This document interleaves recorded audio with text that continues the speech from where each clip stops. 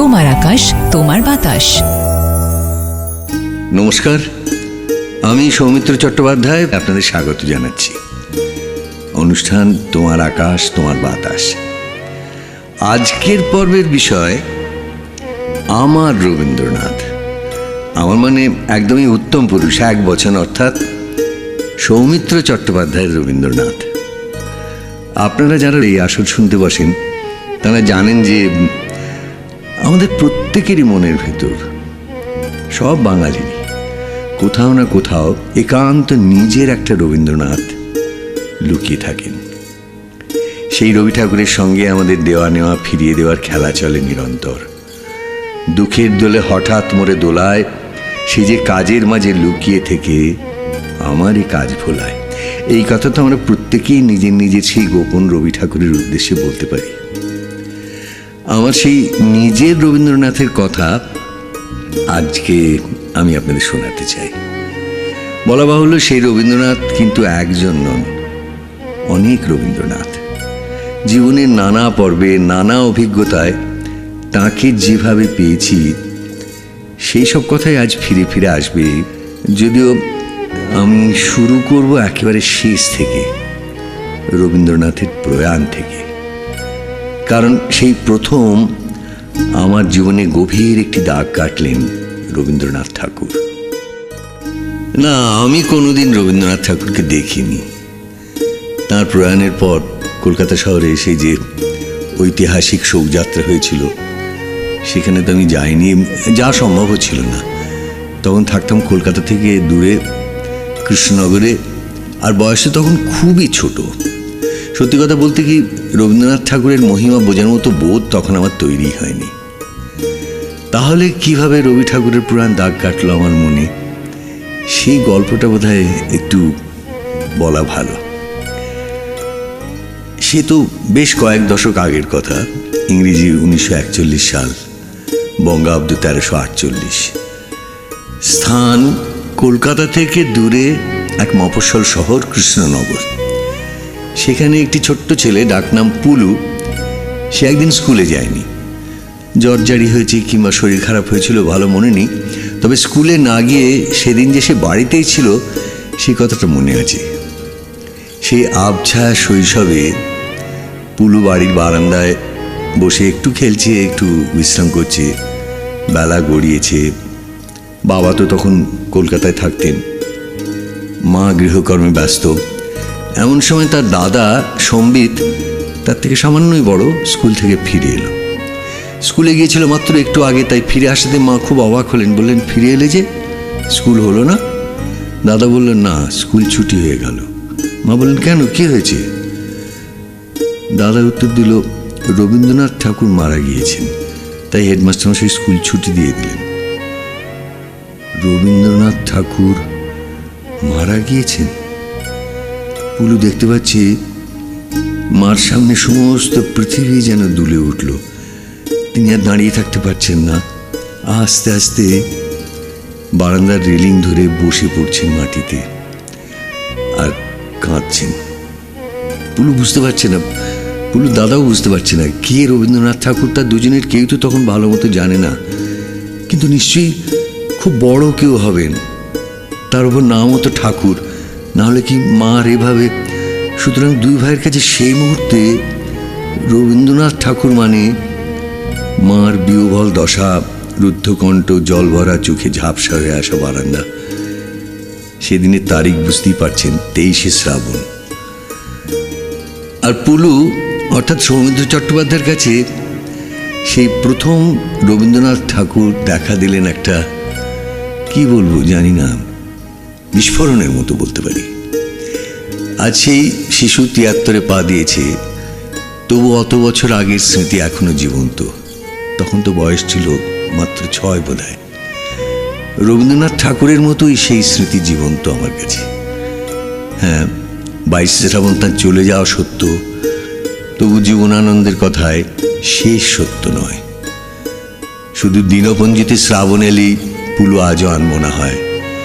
তার স্মৃতিতে বহুকাল আগের সেই 23শে শ্রাবণটি ভেসে আসে। সেই 23শে শ্রাবণের আগেই কিন্তু পুলুর সঙ্গে অন্য একরকমভাবে রবীন্দ্রনাথ ঠাকুরের পরিচয় হয়ে গিয়েছে। বড়রা বলতেন রবিবাবু। সেই রবিবাবুর কবিতা সে তার আগেই শুনে ফেলেছে মায়ের গলায়। খোকা ঘুমলে পাড়া জুড়লে যিনি সেই নিদ্রিত বালকের শিয়রে জেগে থাকতেন, তিনি কিন্তু রবীন্দ্রনাথ ঠাকুর। স্বাভাবিক, কারণ ঘুমোবার ঠিক আগেই তো মা শুনিয়েছেন শিশু কিংবা শিশু ভোলানাথের কাব্যগ্রন্থ থেকে কবিতা। আসলে আমার মা খুব একটা গান গাইতে পারতেন না, তার বদলে আমাদের কবিতা বলে ঘুম পাড়াতেন। এবং সেসব কবিতা মায়ের গলা শুনতে শুনতে কখন যেন মিশে গিয়েছিল সেই ছোট পুলুর রক্তে। তাই আজ তোমার আকাশ তোমার বাতাসে সেই কাব্যগ্রন্থ থেকেও একটি কবিতা অন্তত আপনাদের নিশ্চয়ই শোনাবো। ঠিকই রবীন্দ্রনাথ ঠাকুরের সেরা সংগ্রহের মধ্যে হয়তো কোনোভাবেই এইসব লেখা ঠাঁই পাবে না, কিন্তু তাতে কি যায় আসে। আমার আকাশ আমার বাতাস তো সেই সব লেখায় জেগে আছে ছোট্ট ছোট্ট তারার মতো। ধরুন এমন সব তারা যাদের আলো হয়তো ফুরিয়ে গিয়েছে অনেক আগে, কিন্তু এই পৃথিবীতে, আমার পৃথিবীতে তাদের আলোক রেখা এখনো এসে পৌঁছচ্ছে। আমার মার নাম আশালতা দেবী। মার মুখে সেই ছোটবেলার কবিতায় যত শুনেছিলাম তার অনেকগুলো কিন্তু এখনো আমার মনে একদম স্পষ্টভাবে রয়েছে। আমি অনেকগুলো কবিতা ছিলাম বলতে পারি, তাতে কোনটা আপনাদের শোনাবো বুঝতে পারছি না। তবে হঠাৎ মনে হলো যে ছোটবেলায় নিজেদের যে মনের মধ্যে একটা রবিবারের জন্য প্রত্যাশা থাকতো, সেইটা একটা কবিতার মধ্যে ছিল, এবং সেই রবিবার কবিতাটি আপনাদের শোনাচ্ছি। সোম মঙ্গল বুধ এরা সব আসে তাড়াতাড়ি, এদের ঘরে আছে বুঝি মস্ত হাওয়া গাড়ি। রবিবার সে কেন মাগো এমন দেরি করে, ধীরে ধীরে পৌঁছে এসে সকল বারের পরে। আকাশ পারে তার বাড়িটি দূর কি সবার চেয়ে, সে বুঝি মা তোমার মতো গরিব ঘরের মেয়ে। সোমমঙ্গল বুধের খেয়াল থাকবার জন্যে বাড়ি ফেরার দিকে ওদের একটুও মন নেই। রবিবারকে কে যে এমন বিষম তাড়া করে, ঘন্টাগুলো বাজায় যেন আধ ঘন্টার পরে। আকাশ পারে বাড়িতে তার কাজ আছে সবচেয়ে, সে বুঝি মা তোমার মতো গরিব ঘরের মেয়ে। সোমমঙ্গল বুধের যেন মুখগুলো সব হাঁড়ি, ছোট ছেলের সঙ্গে তাদের বিষম আড়াআড়ি। কিন্তু শনির রাতের শেষে যেমনি উঠি জেগে, রবিবারের মুখে দেখি হাসি আছে লেগে। যাবার বেলায় যায় সে কেঁদে মোদের মুখে চেয়ে, সে বুঝি মা তোমার মতো গরিব ঘরের মেয়ে। এবারে আসবো আরেকটি কবিতায়, অনেকেরই চেনা এবং রবীন্দ্রনাথ ঠাকুরের সবচেয়ে পরিচিত সর্বাধিক শ্রুত কবিতাগুলির অন্যতম, কাহিনী কাব্যের দেবতার গ্রাস। গ্রামে গ্রামে সেই বার্তা রুটি গেল ক্রমে, মৈত্র মহাশয় যাবে সাগর সঙ্গমে তীর্থস্থান লাগি। এ তো বাঙালির কানে লেগে আছে সেই বৃত্তান্ত। সাগর সঙ্গম সম্পর্কে গড় বাঙালির সম্ভ্রম সমীহ এবং মনের কোণে কোথাও একটা ভয়, সবই যেন উঠে এসেছে সেই কাব্য কাহিনী থেকে। আর আমার মনে সেই লেখা জেগে আছে অন্য একটা কারণে। কারণটা আমার বাবা মোহিত কুমার চট্টোপাধ্যায়। তার সঙ্গে কাব্য সাহিত্যে, মানে তিনি লিখতেন টিখতেন না, কিন্তু সাহিত্য অন্য দিক থেকে খুব ভালোবাসতেন, খুব বই পড়তেন, এবং আমার বাবা মা দুজনেই প্রচুর সাহিত্য নিয়ে আলোচনাও করতেন। একটা জিনিস স্পষ্ট মনে আছে, আমার বাবার একটা রসপিপাসু মন ছিল। বর্ণমালা এবং ধ্বনিমালার সঙ্গে একটা জীবন্ত সংযোগ ছিল। তার কাছেই প্রথম আমি আবৃত্তি করতে শিখেছিলাম, এবং তাঁর কণ্ঠে প্রথম শুনি ওই কবিতা।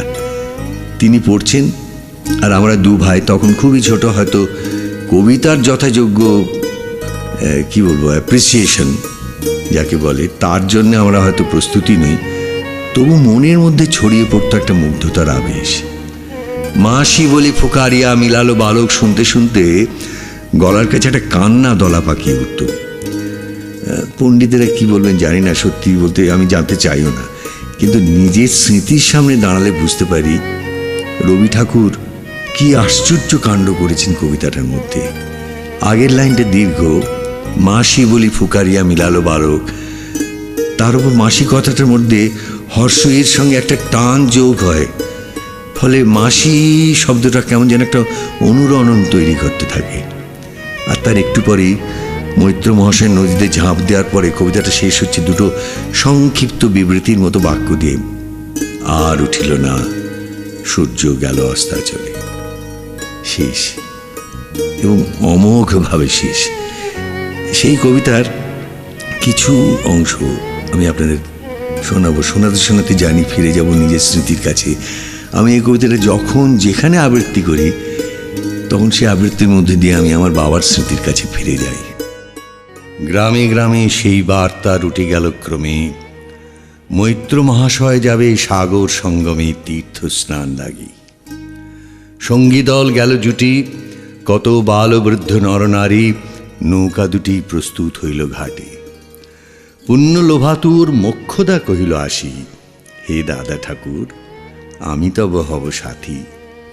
বিধবা যুবতী দুখানি করুণ আঁখি, মানে না যুকতি, কেবল মিনতি করে, অনুরোধ তার এড়ানো কঠিন বড়।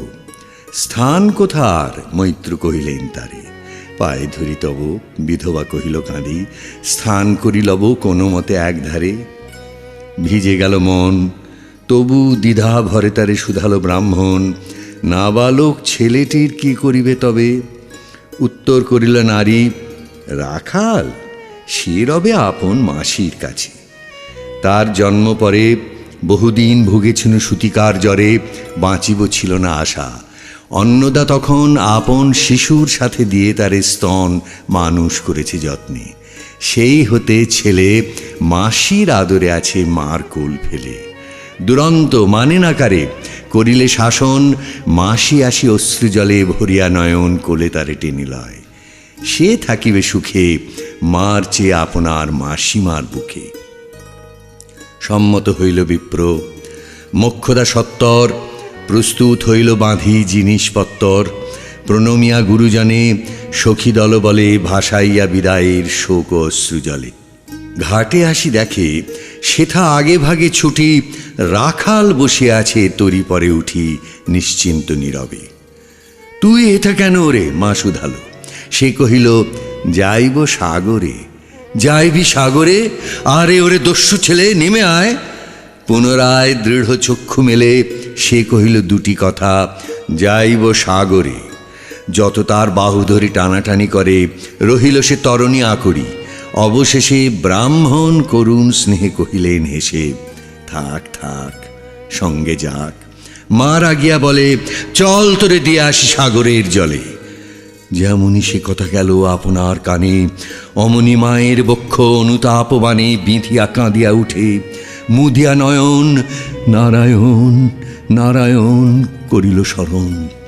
পুত্র নীল কোলে তুলি, তার সর্বদেহে করুণ কল্যাণ হস্ত বুলাইল স্নেহে। মৈত্র তারে ডাকি ধীরে চুপি চুপি কয়, ছি ছি ছি, এমন কথা বলিবার নয়। রাখাল যাইবে সাথে স্থির হলো কথা। অন্নদা লোকের মুখে শুনি সে বারতা, ছুটে আসি বলে, বাছা কোথা যাবি ওরে? রাখাল কহিল হাসি, চলিনু সাগরে, আবার ফিরিব মাসি। পাগলের প্রায় অন্নদা কহিল ডাকি, ঠাকুর মশাই বড় যে দুরন্ত ছেলে রাখাল আমার, কে তাহারে সামালিবে? জন্ম হতে তার মাসি ছেড়ে বেশিক্ষণ থাকেনি কোথাও, কোথায় নিয়ে যাবে? ফিরে দিয়ে যাও। রাখাল কহিল, মাসি যাইব সাগরে, আবার ফিরিব আমি। বিপ্র স্নেহ ভরে কহিলেন, যতক্ষণ আমি আছি ভাই, তোমার রাখাল লাগি কোনো ভয় নাই। এখন শীতের দিন, শান্ত নদী নদ, অনেক যাত্রীর মেলা, পথের বিপদ কিছু নাই। যাতায়াতে মাস দুই কাল, তোমারে ফিরায় দিব তোমার রাখাল। শুভক্ষণে দুর্গাসরী নৌকা দিল ছাড়ি, দাঁড়ায় রহিল ঘাটে যত কুল নারী অশ্রু চোখে। হেমন্তের প্রভাত শিশিরে ছল ছল করে গ্রাম চূর্ণী নদী তীরে। যাত্রীদল ফিরে আসে, সাঙ্গ হলো মেলা, তরণী তীরেতে বাঁধা অপরাহ্ন বেলা জোয়ারের আসে। কৌতূহল অবসান, কাঁদিতেছে রাখালের গৃহগত প্রাণ মাসির কোলের লাগি। জল, শুধু জল, দেখে দেখে চিত্ত তার হয়েছে বিকল। মসৃণ চিক্কণ কৃষ্ণ কুটিল নিষ্ঠুর, লোলুপ লেলিহ জিহ্ব সর্প সমক্রূর। খল জল ছল ভরা তুলি লক্ষ ফনা, ফুঁসিছে গর্জিছে নিত্য করিছে কামনা। মৃত্তিকার শিশুদের লালায়িত মুখ। হে মাটি, হে স্নেহময়ী, ওই মৌন মুখ, ওই স্থির, ওই ধ্রুব, ওই পুরাতন, সর্বোপদ্রব সহানন্দ ভবন শ্যামল কোমলা, যেথা যে কেহই থাকে অদৃশ্য দুবাহু মেলি টানিছ তাহাকে অহরহ। ওই মুগ্ধে কি বিপুল টানে দিগন্ত বিস্তৃত তব শান্ত বক্ষ পানে। চঞ্চল বালকাশী প্রতি ক্ষণে ক্ষণে অধীর উৎসুক কণ্ঠে সুধায় ব্রাহ্মণে, ঠাকুর কখন আজি আসিবে জোয়ার? সহসা স্তিমিত জলে আবেগ সঞ্চার, দুই কুল চিতাইল আশার সংবাদে। ফিরিল তরীর মুখ, মৃদু আর্তনাদে কাছিতে পড়িল টান। কল শব্দ গীতে সিন্ধুর বিজয় রথ পশিল নদীতে। আসিল জোয়ার, মাঝি দেবতারে সরি, তরিত উত্তর মুখে খুলে দিল তরি। রাখাল সুধায় আসি ব্রাহ্মণের কাছে, দেশে পৌঁছিতে আর কতদিন আছে? সূর্য অস্ত না যাইতে ক্রোশ দুই ছেড়ে, উত্তর বায়ুর বেগ ক্রমে উঠে বেড়ে। রূপনারায়ণের মুখে পড়ি বালুচর, সংকীর্ণ নদীর পথে বাঁধিল সমর। জোয়ারের স্রোতে আর উত্তর সমীরে উত্তাল উদ্দাম। তরণী ভিড়াও তীরে, উচ্চকণ্ঠে বারম্বার কহে যাত্রীদল। কোথা তীর? চারিদিকে ক্ষেপ্তোন্মত্ত জল, আপনার রুদ্র নৃত্যে দেয় করতালি লক্ষ লক্ষ হাতে। আকাশের দেয় গালি ফেনিল আক্রোশে। একদিকে যায় দেখা অতি দূর তীর প্রান্তে নীল বনরেখা, অন্যদিকে লুব্ধ ক্ষুব্ধ হিংস্র বাড়ি রাশি। প্রশান্ত সূর্যাস্ত পানে উঠিছে উচ্ছ্বাসী উদ্ধত বিদ্রোহ ভরে। নাহি মানে হাল, ঘুরে টলমল তরি অশান্ত মাতাল মূঢ় সম। তীব্র শীত পবনের সনে মিশিয়া ত্রাসের হিম, নরনারীগণে কাঁপাইছে থরহরি। কেহ হতবাক, কেহ বা ক্রন্দন করে ছাড়ি ঊর্ধ্ব ডাক ডাকি আত্মজনে। মৈত্র শুষ্ক পাংশু মুখে চক্ষু মুদি করে জপ। জননীর বুকে রাখাল লুকায় মুখ কাঁপিছে নীরবে।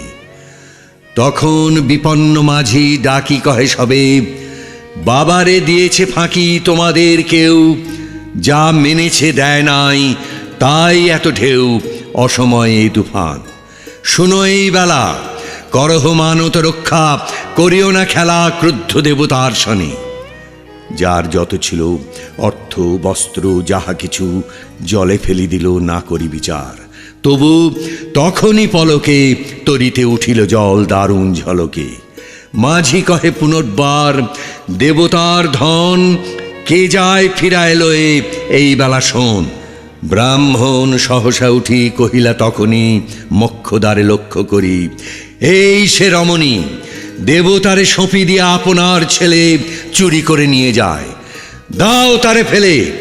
এক বাক্যে গর্জে উঠে তরা সে নিষ্ঠুর যাত্রী সবে। কহে নারী, হে দাদা ঠাকুর, রক্ষা করো, রক্ষা করো। দুই দৃঢ় করে রাখালের প্রাণপণে বক্ষে চাপি ধরে। বর্ষিয়া গর্জিয়া উঠি কহিলা ব্রাহ্মণ, আমি তোর রক্ষাকর্তা।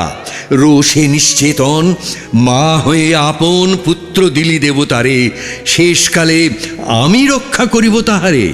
শোধ দেবতার ঋণ, সত্য ভঙ্গ করে এতগুলি প্রাণী তুই ডুবাবি সাগরে। মোক্ষদা কহিল, অতি মূর্খ নারী আমি, কি বলেছি রোষ বসে ওগো অন্তর্যামী। সেই সত্য হলো, সে যে মিথ্যা কত দূর। তখনই শুনি কি তুমি বোঝনি ঠাকুর? শুধু কি মুখের বাক্য শুনেছ দেবতা, শোনুনি কি জননীর অন্তরের কথা? বলিতে বলিতে যত মিলি মাঝি দাঁড়ি, বল করি রাখালেরে নিল ছিঁড়ি কাড়ি মার বক্ষ হতে। মৈত্র মুদি দুই আঁখি ফিরায় রহিল মুখ, কানে হাত ঢাকি দন্তে দন্ত চাপি বলে, কি তারে সহসা মর্মে মর্মে আঘাতিল বিদ্যুতের কষা, দংশিল বৃশ্চিক দংশ। মাসি মাসি মাসি বিন্ধিল বল্নীর শলারুদ্ধ কর্ণে আসি, নিরুপায় অনাথের অন্তিমের ডাক। চিৎকারে উঠিল বিপ্র, রাখ রাখ রাখ। চকিতে হেরিল চাহি, মূর্ছিয়াছে পড়ে মোক্ষদা চরণে তার। মুহূর্তের তরে ফুটন্ত তরঙ্গ মাঝে মেলি আর্ত চোখ, মাসি বলে পুকারিয়া মিলালো বালক অনন্ত তিমিরতলে। শুধু ক্ষীণ মুঠি বারিক ব্যাকুল বলে ঊর্ধ্বপানে উঠি, আকাশে আশ্রয় খুঁজি ডুবিল হতাশে। ফিরায় আনিব তোরে কহি ঊর্ধ্বশ্বাসে, ব্রাহ্মণ মুহূর্ত মাঝে ঝাঁপ দিল জলে। আর উঠিল না, সূর্য গেল অস্তাচলে। সৌমিত্র চট্টোপাধ্যায় তাঁর নিজের রবীন্দ্রনাথ নিয়ে কথা বলছেন, আর তাতে সিনেমার প্রসঙ্গ আসবে না তাও কি হয়। জানি ইতিমধ্যে অনেকে হয়তো অধীর হয়েছেন সিনেমার কথাটা শোনার জন্যে। আমি সেই প্রসঙ্গে আসবো, নিশ্চয়ই আসবো। তবে তার আগে আমার প্রথম প্রেম নাটকের কথাটা বলিনি। আসলে তিনটে কথা: আমার রবীন্দ্রনাথের নাটক দেখার অভিজ্ঞতা, আমার প্রিয় রবীন্দ্রনাথের নাটক, আর শেষটায় নাটকে ব্যবহার করা রবীন্দ্রনাথের গান। সেই নাটক যে রবীন্দ্রনাথেরই লেখা তা নাও হতে পারে। নানা সময় আমার নাট্য মুহূর্ত প্রচুর দেখেছি, বা তাতে কখনো কখনো অভিনয় করেছি যেখানে রবীন্দ্রনাথের গান এসেছে অসামান্যভাবে। এমনই কয়েকটা মুহূর্তের কথা আজ বলবো। সেই রকম একটা নাটক এখন আমারই প্রযোজনায় নিয়মিত মঞ্চস্থ হয়। হয়তো আপনারা কেউ কেউ দেখেওছেন সেই নাটক, হোমা পাখি। সেই নাটক থেকে সামান্য কিছু পাঠাভিনয় থাকবে এই অনুষ্ঠানে। তবে তার আগে বলি, রবীন্দ্রনাথ ঠাকুরের নাটক দেখার অভিজ্ঞতা আমার দেখেছি অনেক। তবে সেই রত্নভাণ্ডার থেকে আপনাদের যে প্রযোজনাটির কথা বলবো সেটি হলো রক্তকরবী, বহুরূপী রক্তকরবী। প্রথম যখন এই নাটক দেখেছিলাম বাস্তবিক মুহ্যমান হয়ে পড়েছিলাম। রবীন্দ্রনাথের নাটক এমনি তখন আমরা কলেজে টলেজে পড়ি, বারবারই মনে হতো এগুলো বোধহয় অভিনয়যোগ্য সর্বাংশে নয়, এগুলো পড়ার জন্যে, এটা পাঠের নাটক, অভিনয়ের জন্যে নয়। কিন্তু সেই রকম একখানি নাটককে অমন জীবন্ত করে তুলেছিলেন শম্ভু মিত্র। সেই বিরল কৃতিত্ব কখনোই ভোলা যায় না। সেই নাটকের কিছুটা আপনাদের আমি শোনাতেও চাই। আমাদের সেই সিডি আছে, তবে বুঝতেই পারছেন পুরনো দিনের রেকর্ডিং, হয়তো শব্দের গুণগত মান সেরকম উৎকৃষ্ট হবে না। তবু আপনারা একটা ধারণা করতে পারবেন যে কি অসামান্য কাজ শম্ভু মিত্র করেছিলেন সেই রক্তকরবীর প্রযোজনায়। নন্দিনী নন্দিনী। আচ্ছা, আমাকে এত করে ডাকিস কেন? কিছু আমি কি শুনতে পাইনি? যাই, তুমি কাজে ফিরেছে, দেরি করিস নি। সমস্ত দিন তো কেবল সোনার তাল খুঁড়ে আনি, তার মধ্যে একটু সময় চুরি করে তোর জন্য ফুল খুঁজে আনতে পারলে বেঁচে যায়। হ্যাঁ, তুমি যে বলেছিলে রক্তকরবী তোমার চাই চাই, হ্যাঁ, আমার আনন্দেই যে রক্তকরবী এইখানে সহজে মেলে না। অনেক খুঁজে পেতে এক জায়গা, এখানকার জঞ্জালের পেছনে একটা মাত্র গাছ পেয়েছি। এই কিশোর, আমায় দেখিয়ে দে, আমি নিজে গিয়ে ফুল নিয়ে আনি। না না না, অমন কথা বলো না। ওই গাছটি থাকা আমার একটি মাত্র গোপন কথার মতো। বিশু বিশু তোমাকে গান শোনায়, সে তার নিজের গান, আর এখন থেকে আমি তোমাকে ফুল জোগাবো, এ আমার নিজের ফুল। আচ্ছা, তাই সই। এই কিন্তু তুই সামলে চলবি না। আমি সামলে চলবো না, চলবো না, চলবো না। আমি রোজ এদের মারের মুখের উপর দিয়েই তোমাকে ফুল এনে দেবো। আমি সামলে চলবো না, এই চলবো না, চলবো না। নন্দিনী, অধ্যাপক, ক্ষণে ক্ষণে অমন চমক লাগিয়ে দিয়ে চলে যাও কেন? মনটাকে যখন নাড়া দিয়েই যাও, তখন না একটু সাড়া দিয়েই বা গেলে। একটু দাঁড়াও, দুটো কথা বলি। আমাকে দেখে তোমার এত বিস্ময় কিসের অধ্যাপক? বিস্ময়? হ্যাঁ, দেখো, এই সকালে ফুলের মনে যে আলো আসে, তাতে কোনো বিস্ময় নেই, কিন্তু ওই পাকা দেওয়ালের ফাটল দিয়ে যে আলো আসে সে আর এক কথা। আমাদের এই যক্ষপুরে তুমি হচ্ছে সেই আচমকা আলো। আচ্ছা আচ্ছা, তুমি বা এখানকার কথা কি ভাবছো বলো দেখি। আমি অবাক হয়ে দেখছি যে সমস্ত শহরটা মাটির তলাটার মধ্যে মাথা ঢুকিয়ে দিয়ে আর অন্ধকার হাতড়ে বেড়াচ্ছি। আচ্ছা, পাতালে সুড়ঙ্গ খুঁজে তোমরা যক্ষের ধন বের করে আনছে, হ্যাঁ? কিন্তু সে যে অনেক যুগের মরা ধন, পৃথিবীটাকে কবর দিয়ে রেখেছে। আচ্ছা, তারপরে তোমাদের এই রাজাকে একটা অদ্ভুত জালের আড়ালে ঢাকা দিয়ে রেখেছে, পাছে সে যে মানুষ সেই কথাটা ধরা পড়ে যায়। ইচ্ছে করে কি জানো, যে এই অন্ধকারের সুড়ঙ্গের ডালাটা খুলে ফেলে দিয়ে আমি তার ভেতরে আলো ঢেলে দিই, আর তেমনি ইচ্ছে করে যে বিশ্রী জালটা ছিঁড়ে ফেলে আর মানুষটাকে উদ্ধার করে নিয়ে আসি। এমন কাজ করো না। দেখো, আমাদের এখানকার এই মরাধনের প্রেতের যেমন একটা ভয়ঙ্কর শক্তি, আমাদের ওই মানুষ ছাকা রাজারও তেমনি ভয়ঙ্কর কথা। এসব তোমাদের বানিয়ে তোলা কথা। বানিয়ে তোলাই তো, ওই উলঙ্গের তো আর কোনো পরিচয় নেই। এই বানিয়ে তোলা কাপড়েই কেউ বা রাজা, আবার কেউ বা ভিখিরি। এসো আমার সঙ্গে, তোমাকে তত্ত্ব কথা বুঝিয়ে বলতে সত্যি আমার ভারী আনন্দ হয়। না অধ্যাপক, এখন না। আচ্ছা অধ্যাপক, একটা কথা তোমাকে জিজ্ঞাসা করি। এরা আমাকে এখানে নিয়ে এলো, কিন্তু রঞ্জনকে নিয়ে এলো না কেন? এই একা নন্দিনীকে নিয়েই যক্ষপুরীর সর্দারেরা সব হতবুদ্ধি হয়ে গেছে। ও রঞ্জনকে আনলে তাদের হবে কি? আচ্ছা নন্দিনী, একটা কথা তোমাকে জিজ্ঞাসা করি। কি? আচ্ছা, আমাদের এই যক্ষপুরীকে তোমার ভয় করছে না? ভয়? কেন ভয় করবে কেন? গ্রহণের সূর্যকে যে জন্তুরা ভয় করে, কিন্তু পূর্ণ সূর্যকে তো করে না। এই যক্ষপুরীটা হচ্ছে একটা গ্রহণ লাগা পুরী। ওই সোনার গর্তের রাহুতে ওকে খাবলে খেয়েছে। ও নিজে আস্ত নয়, আর কাউকে আস্ত রাখতেও চায় না। আমি তোমাকে বলছি নন্দিনী, তুমি এখানে থেকো না। তুমি চলে গেলে ওই গর্তগুলো হয়তো আমাদের দিকে আরো বেশি হাঁ করে উঠবে। তবু বলছি নন্দিনী, তুমি পালিয়ে যাও। যেখানকার লোকেরা দস্যু বৃত্তি করে মা বসুন্ধরার আঁচলকে এমনি টুকরো করে ছেড়ে না, সেখানে গিয়ে তোমার রঞ্জনকে নিয়ে সুখে থাকুকে। এখানে নয়। এবারে আসছি আরেকটি রবীন্দ্রনাথের নাটক নিয়ে। এটি শুধু প্রিয় নাটক বললে বোধহয় কোথাও অসম্পূর্ণ থেকে যায় আমার বলাটা, কেননা প্রিয় তো অনেক নাটকই। রক্তকরবী অসম্ভব প্রিয় নাটক আমার, মুক্তধারা, অচলায়তন, বিসর্জন সবই প্রিয় নাটক। ডাকঘর তো ভীষণ প্রিয়।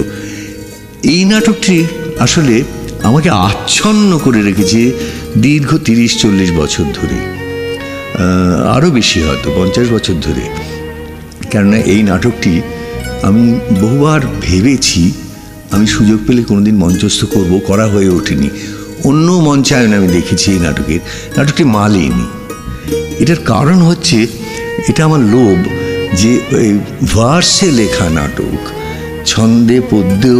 ছন্দে লেখা নাটক, এমন একটা ঘন সংবদ্ধ এর একটা রূপ আছে যেটা প্রায় গ্রিক ট্র্যাজেডির সঙ্গে তুলনা করা যায়। অনেক সময় অনেক সমালোচনা করেওছেন, এবং সেখানে অসামান্য অভিনয়ের সুযোগ আছে এই দুটি চরিত্রেরই, ক্ষেমঙ্করেরও এবং সুপ্রিয়রও।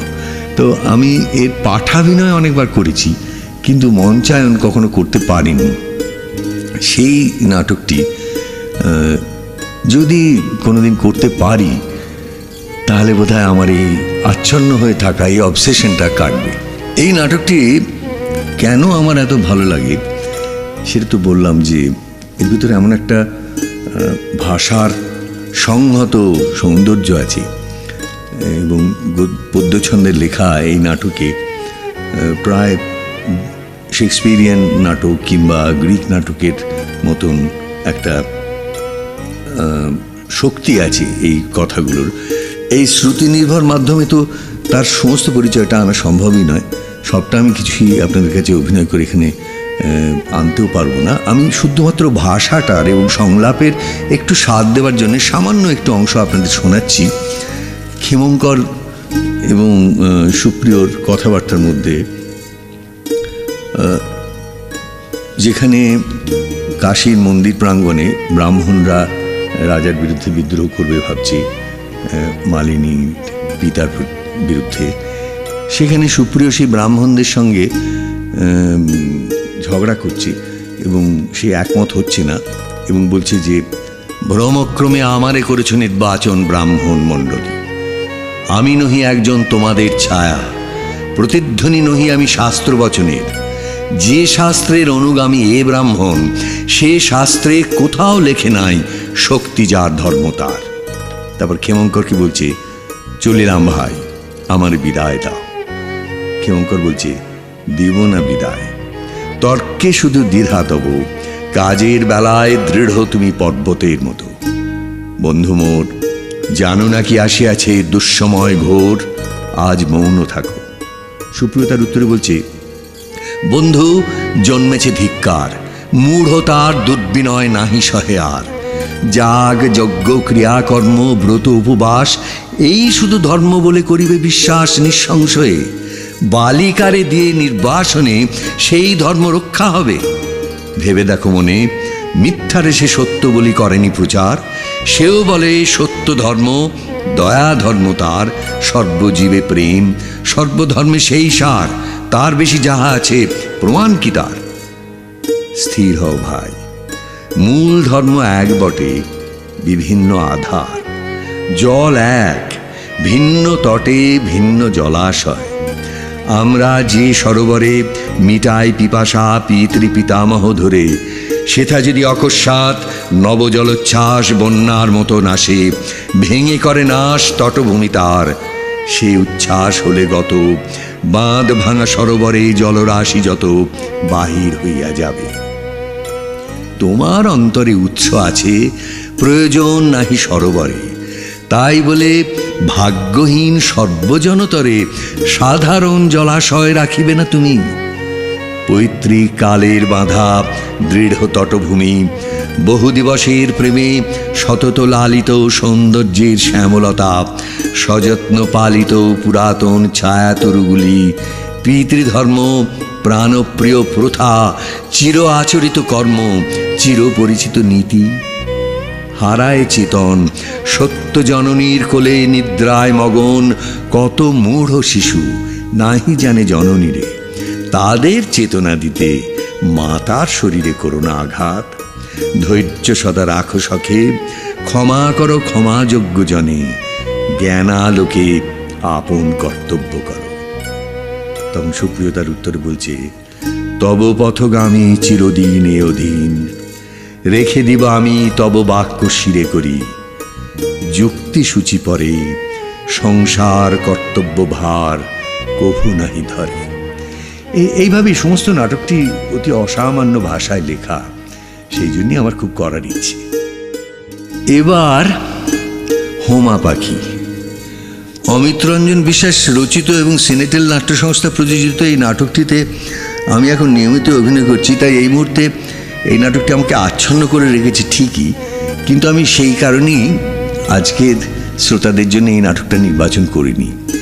এটা নির্বাচন করার কারণ এই নাটকে রবীন্দ্রনাথের প্রবল উপস্থিতি, গানে কবিতায় বারবার তিনি এসেছেন এবং অনেকগুলি গানের মধ্যে দিয়ে রবীন্দ্রনাথকে যেমন পেয়েছি, তেমনি রবীন্দ্রনাথের অনেক কবিতাও এতে ব্যবহার করা হয়েছে।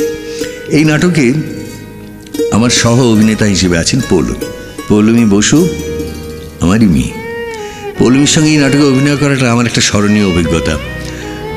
আর সত্যি এমন কিছু সময় এই নাটকে রবীন্দ্র গান ভেসে আসে যে মঞ্চে দাঁড়িয়ে অভিনয় করতে করতেই আমার একটা শিহরণ হয়। সেরকম একটা মুহূর্তের কথাই আজ বলবো। তার আগে কাহিনীর খেইটে ধরানোর জন্য নাটকের একটু সূত্র আপনাদের বলে নিই। এই নাটকটি একজন লন্ডন প্রবাসী সাইকিয়াট্রিস্ট, কনসালটেন্ট সাইকিয়াট্রিস্ট এবং সেই মেয়েটির প্রাক্তন অধ্যাপক, সোশিওলজির অধ্যাপক, তাদের দুজনকে নিয়ে মূলত এই নাটক। এই লন্ডন প্রবাসী সাইকিয়াট্রিস্ট, তার নাম শ্রাবণী, সে তার কিছু কিছু পেশেন্টদের বিপর্যয় দুর্ঘটনায় নিজে ভয়ঙ্কর বেশি ইনভলভ হয়ে গিয়ে প্রায় তাদের সঙ্গে আইডেন্টিফাই করে ফেলছে এবং তার নিজের একটা মানসিক ব্রেকডাউনের দিকে সে চলেছে প্রায়, এবং সেই সঙ্গে তার নিজের একটা ব্যক্তিগত জীবনের দুর্ঘটনাও রয়েছে। অর্থাৎ তার স্বামীর সঙ্গে তার ছাড়াছাড়ি হয়ে গিয়েছে। সে তার তার সান্ত্বনার স্থল হিসেবে এই নিরঞ্জন গাঙ্গুলি নামক অধ্যাপকের কাছে আসছে। সেই অধ্যাপক মুখে মুখে কবিতা বলেন, গান করেন, অত্যন্ত এনার্জেটিক এবং ব্রাইট, খুব হৈ হৈ করেন, কিন্তু আসলে তিনি একজন ম্যানিক ডিপ্রেশনের রোগী। এখানে একটা উভয়ের রোলটা যেন উল্টে যাচ্ছে।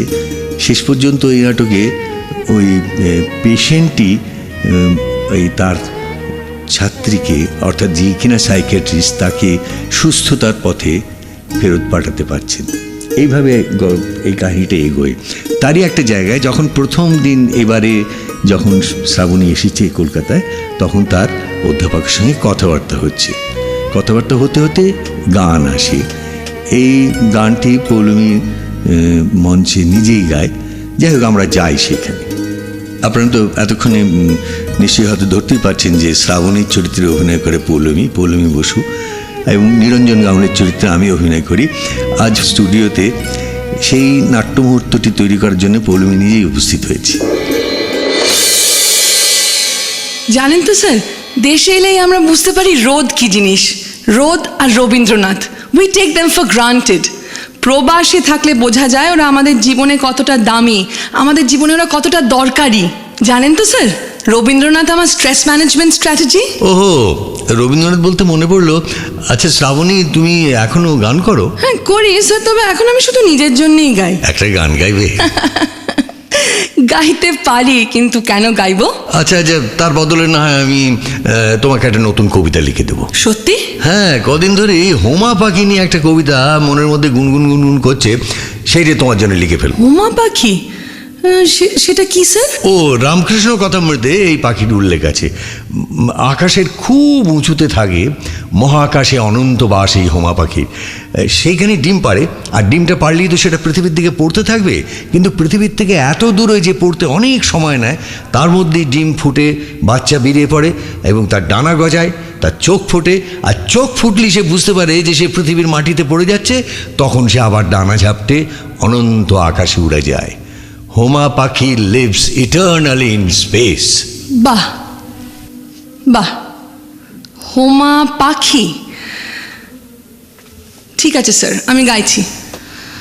বনে যদি ফুটলো কুসুম, নেই কেন সেই পাখি, নেই কেন, নেই কেন সেই পাখি, কোন সুদূরের আকাশ হতে আনবো আনবো তারে ডাকি, নেই কেন সেই পাখি, নেই কেন, নেই কেন সেই পাখি, বনে যদি ফুটলো কুসুম, হাওয়ায় হাওয়ায় মাতনো জাগে, পাতায় পাতায় নাচনো লাগে গো, এমন মধুর গানের বেলায় সেই শুধু রয় বাকি, নেই কেন সেই পাখি, নেই কেন, নেই কেন সেই পাখি, বনে যদি ফুটলো কুসুম, উদাস করা হৃদয় হারা, না জানি কোন ডাকে, সাগর পারে বনের ধারে, কে ভুলালো তাকে, আমার হেথায় ফাগুন বৃথায় বারে বারে ডাকে যে তাই গো, এমন রাতের ব্যাকুল ব্যথায় কেন কেন সে দেয় ফাঁকি, নেই কেন সেই পাখি, নেই কেন, নেই কেন সেই পাখি, বনে যদি ফুটলো কুসুম। নাটকের কথা তো হলো, এবার সিনেমা। রবীন্দ্রনাথের কাহিনী নিয়ে ছবি এবং সৌমিত্র চট্টোপাধ্যায় এই দুয়ের সমন্বয় মানি পর্দায় শুধু একটি ছবি এবং সাউন্ড ট্র্যাকে গান। আমি চিনি গো চিনি তোমারে ও গো বউ ঠাকুরানী।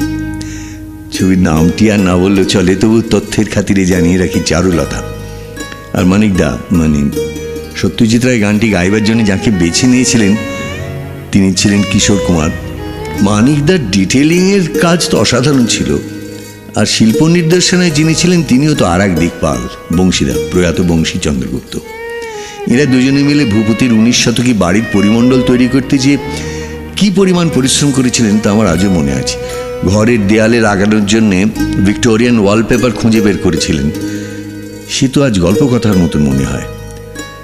সবিনয় বলি, এই কিংবদন্তি ছবিটির সঙ্গে অনেক কিংবদন্তি ঘটনায় জড়িত এবং ভাবতে ভালো লাগে তার অন্তত একটির সঙ্গে এই সৌমিত্র চট্টোপাধ্যায়ের নামটিও জড়িয়ে গিয়েছে। কথাটি এই অনুষ্ঠানে আমি একবার বলেছিলাম, তবে আজ আপনাদের সঙ্গে ফের এক দফা কথালাপের সূত্রে সেই কথাটা আরও একটিবার মনে করতে চাই।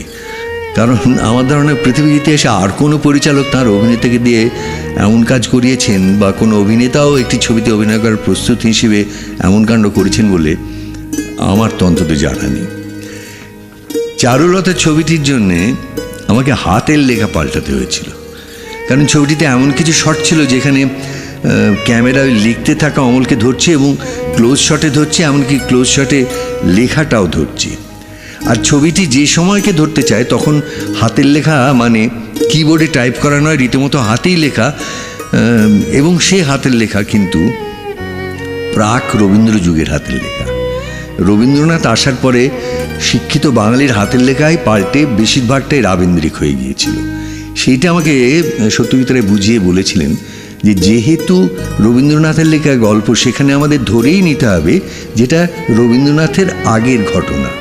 সেই জন্যই তার হাতের লেখাটা এমনই হওয়া উচিত যেটা প্রাক রবীন্দ্র হাতের লেখা। সেই হাতের লেখা তৈরি করার জন্য রবীন্দ্রনাথের লেখার আগে যেরকম বাংলা হরফ ছিল, বাংলা লেখার স্টাইল ছিল, শৈলী ছিল, তার সমস্ত উদাহরণ, নমুনা বহু আমাকে দিয়েছিলেন তিনি এবং বুঝিয়ে দিয়েছিলেন কোথায় কোথায় হাতের লেখা পাল্টে গেছে। হর্ষইকার কীভাবে আগে লেখা হতো, এখন কীভাবে লেখা হচ্ছে, আকার উকার কীভাবে লেখা হচ্ছে, এই বলে বুঝিয়ে দিয়েছিলেন। ক্যালিগ্রাফি তার মতন আর কে বুঝবে। সে বলা যায় যে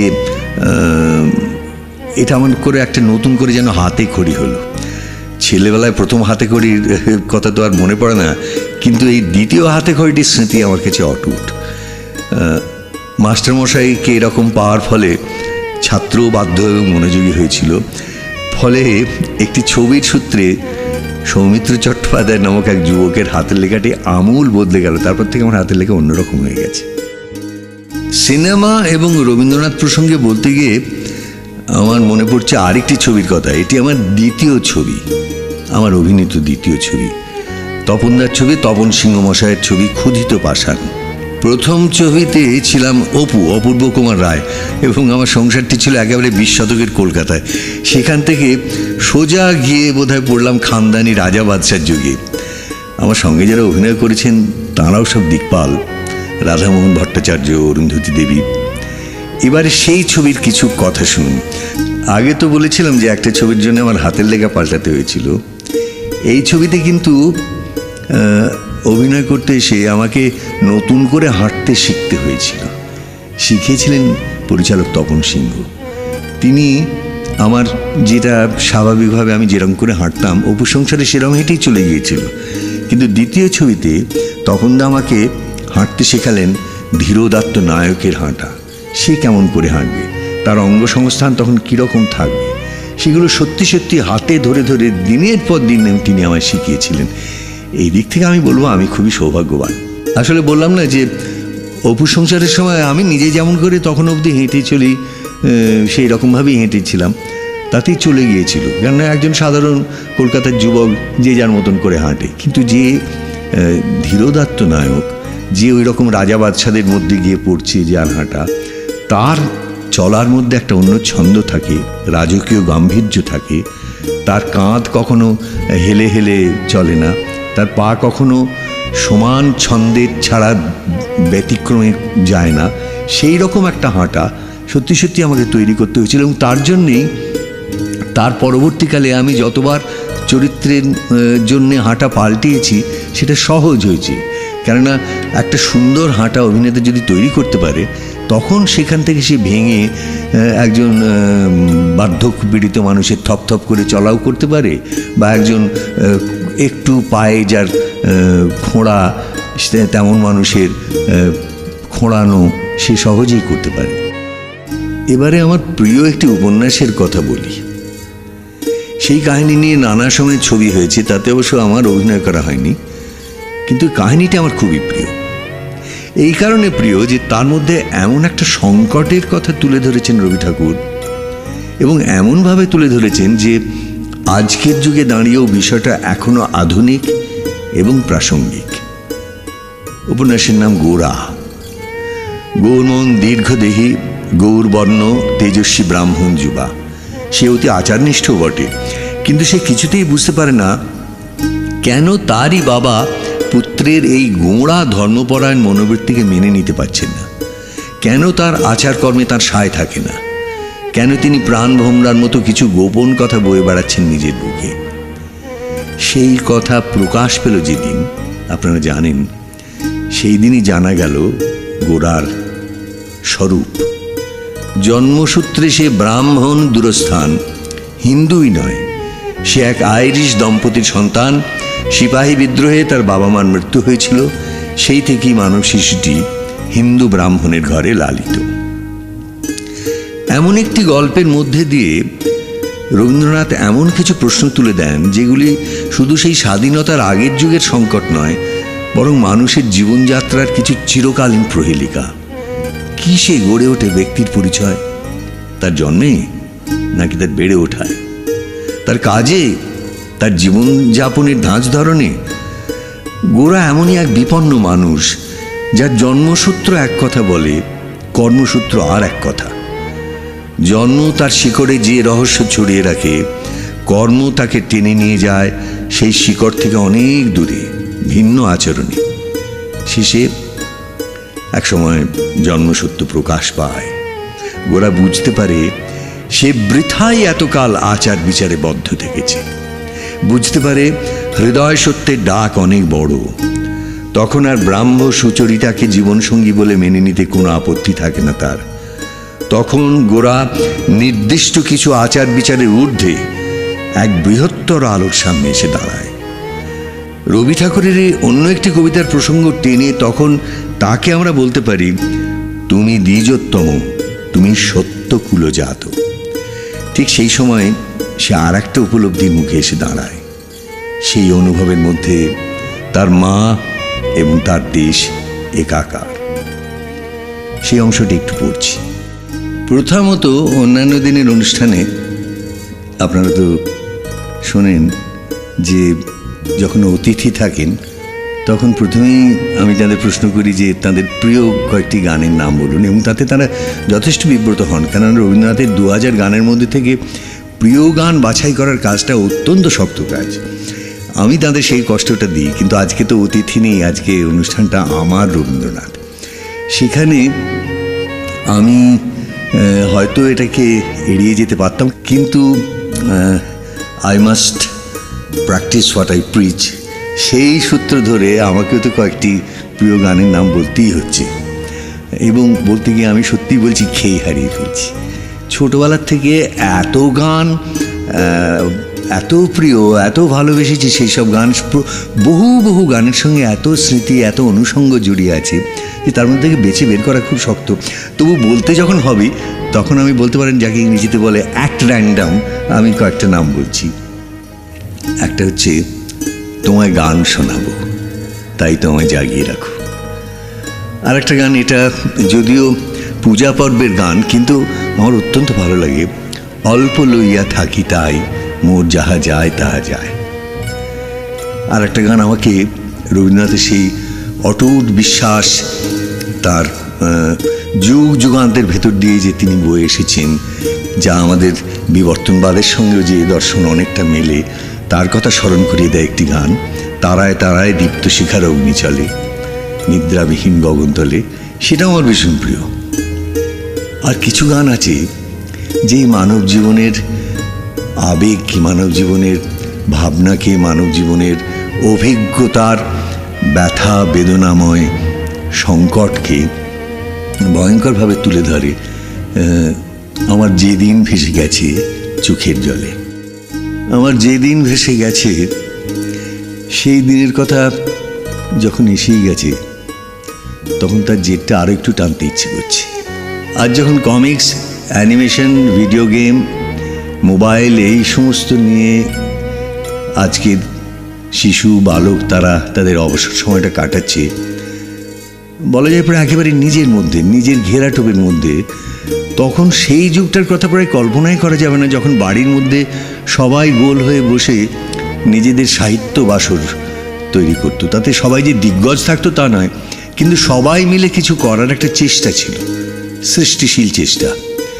সেই প্রয়াস এই সৌমিত্র বা পুলুর কৃষ্ণনগরের বাড়িতেও ছিল। বাবা মা, দুই ভাই, পরবর্তীকালে বোন, সবাই মিলে বসে কিছু একটা পড়া, কিছু একটা শোনা। বাবা নিজে পড়ছেন, ছেলেদের বলছেন পড়ে শোনাও, তারাও পড়ছে। ভুলভাল হলে তো হতেই পারে, সেটি তো স্বাভাবিক, কিন্তু তা বলে পড়া থামানো যায় না। এইসব কথা ভাবতে ভাবতে আমার আরও দুই বাড়ির কথা মনে পড়ে যায়।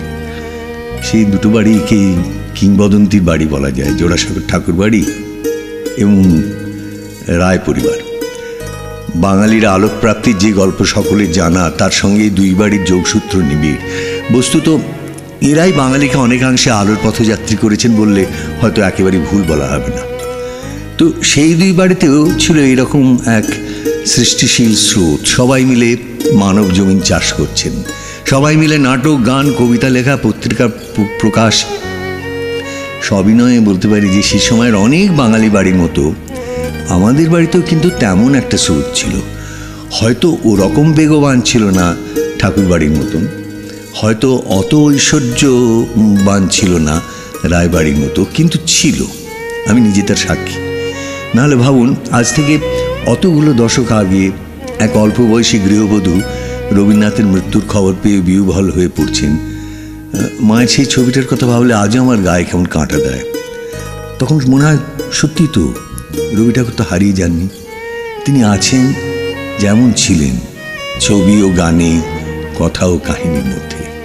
পরিবারের কথা বলছিলাম, সেই সূত্রে পারিবারিকভাবে আমি সম্পৃক্ত এমন একজন মানুষের কথা আমার কাছে এসে গেল। রবীন্দ্রনাথের গান আমাদের দেশে যতভাবে গাওয়া হয়েছে, তার মধ্যে সুচিত্রা মিত্রের গীতরীতি, গায়ন প্রায় তো প্রবাদের মতন, কিংবদন্তির মতন হয়ে আছে। তিনি আমার মাসি হন। ছোটবেলার থেকেই তার গান শুনছি, বহুবার অসামান্য সব গান তার শুনেছি, সব কিছুই। কিন্তু আমি খালি একটা দিনের তার গান শোনার অভিজ্ঞতা আপনাদের একটু বলতে চাই। আমি তখন মাঝে মাঝে তার বাড়িতে যেতাম মানে যেমন আত্মীয়ের বাড়িতে যায়। তখন আমি কলেজে পড়ি। এরকম একটা দিনে গিয়েছি, উনি আমায় বললেন যে তুই আমার এখানে খেয়ে যা, খাওয়া দাওয়া করে আমি যাব, আমার গানের ক্লাস আছে রবিতীর্থে, তারপরে তুইও চলে যাবি সেই সময়। কিন্তু খাওয়া দাওয়া করতে করতেই ভীষণ বৃষ্টি এলো, ভয়ঙ্কর বৃষ্টি, মানে সে আকাশ ভেঙে পড়ছে এত বৃষ্টি।